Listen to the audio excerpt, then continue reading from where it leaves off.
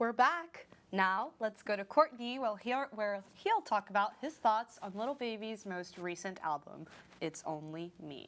Hey guys, it's 2022 and Lil Baby is back to take over the year once again with his third studio album, It's Only Me.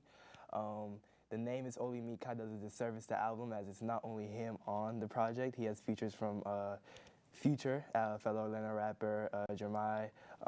He got ESTG, Pooh Shiesty, and more. And let's dive into it. I think the first two singles that he released for this project were Hey and In a Minute. Now, In a Minute was a great storytelling-driven song that really focused on what we thought was going to be the direction of the album. Hey is a generic TikTok song that has no business being anywhere in his catalog.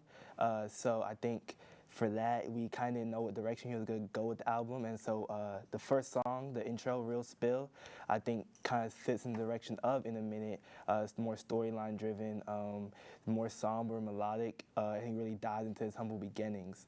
So, you know, as a fan, we thought that's where he's going to keep going, and he just flips it again. He goes for 3 club anthems in a row, which didn't really do anything for me. I don't think it did even for anyone.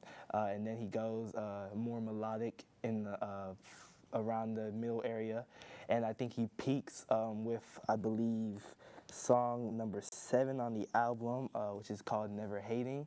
By Young Thug featuring Lil Baby. I say by Young Thug because Young Thug completely took over this song. And Lil Baby still did a great job, but I mean, Young Thug runs Atlanta for a reason, and I think, you know, Lil Baby's also from Atlanta, but Young Thug just does it better. And I think after that, he kind of just went more copy-paste with his style. And Lil Baby is obviously in 2020 with the release of My Turn.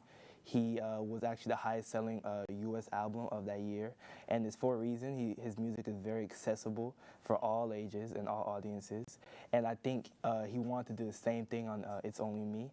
He wanted to do stuff that a lot of people could listen to. He didn't really want to dive too much into his core fan base, and honestly, his core fan base is okay with about anything as well, and so that's really what he focused on this tape. And me personally, I had no problem with it. I like Lil Baby, and I think in terms of a Lil Baby album, he did everything he needed to do.